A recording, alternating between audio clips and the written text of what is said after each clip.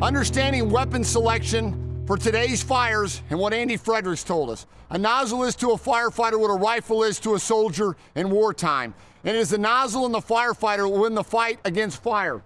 Traditionally in the fire service, we started out with a basic smoothbore, solid stream type nozzle. Still, the nozzle for today's fire service is one of the options, one of the mainstays in the American fire service.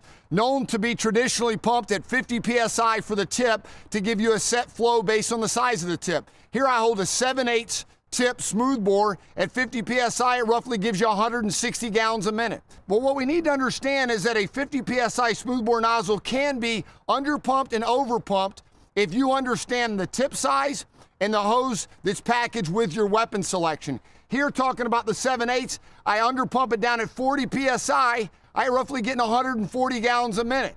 If I want to overpump it and I pump it at 60 PSI, I'm roughly getting 180 gallons a minute. If I'm underpumping or overpumping, knowing how that's going to affect the reach of my stream and also how it's going to affect the kinking inside the hose lines. We talked about the 7/8 being your standard bread and butter house fire type nozzle, but we also have the very common 15/16 smoothbore at 50 PSI, roughly giving us 185 gallons a minute.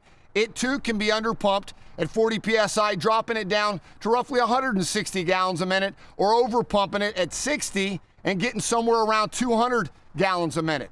The key factor is just with the 7/8 is when we underpump it, how's it gonna affect your hose and nozzle package in the relation to kinking on the fire ground. So let's move on to the bigger nozzle for more of a commercial fire attack or a standpipe operation, the 2.5-inch smoothbore.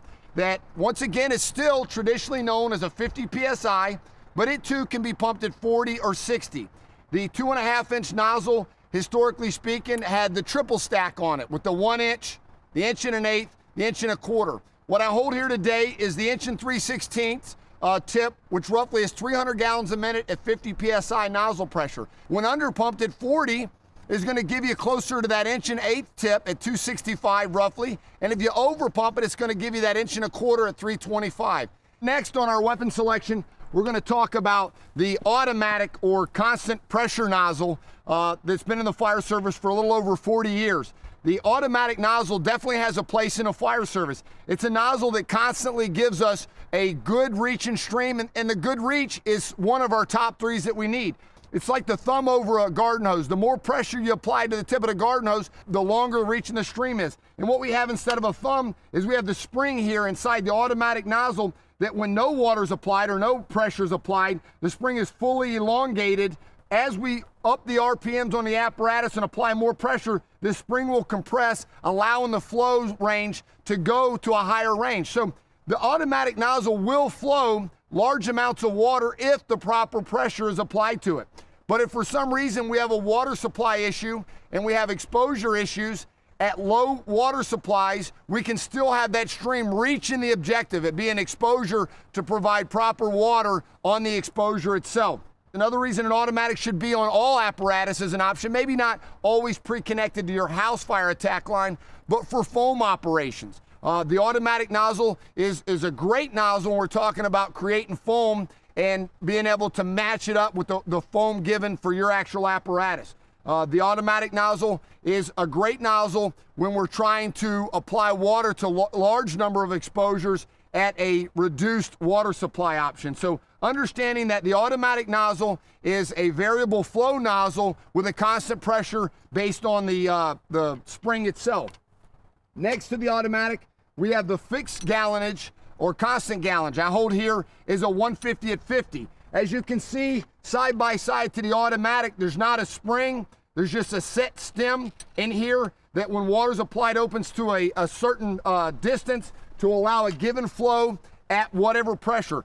This is a 150 at 50. You can change these stems out. Could be a 150 at 75 or a 175 at 75, 200 at 75. So you have a constant or fixed flow nozzle that you can change its flow and pressure by basically just changing out this stem. I look at a fixed or constant gallonage when you talk about a 150 at 50 right here being comparable in the mainstay of the fire service. I call this a traditional mainstay nozzle of the fire service when I put this chief nozzle, the 150 at 50, next to the 7/8. This 150 at 50 gives you a variable streams. You can have a straight stream, or a wide fog pattern, or a narrow fog pattern at 150 at 50. So it too is a nozzle that will give you that 150 gallons a minute, which is the accepted, understood minimum flow for today's interior fire attack, but gives you that ability to apply a fog stream, as where a smooth bore will not give you a fog stream. So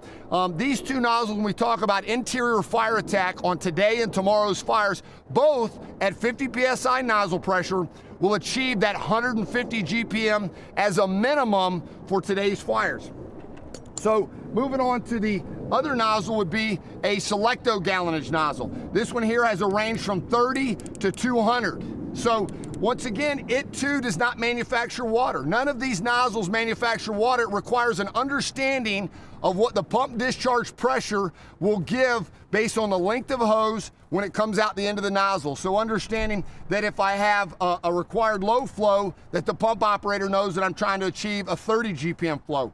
If I dial up, just because I dial up to 200, I'm not going to guarantee get 200 gallons a minute without communicating with the driver engineer, pumping that based on understanding the friction loss for the hose to get 200 GPM out the end of a Selecto gallonage nozzle.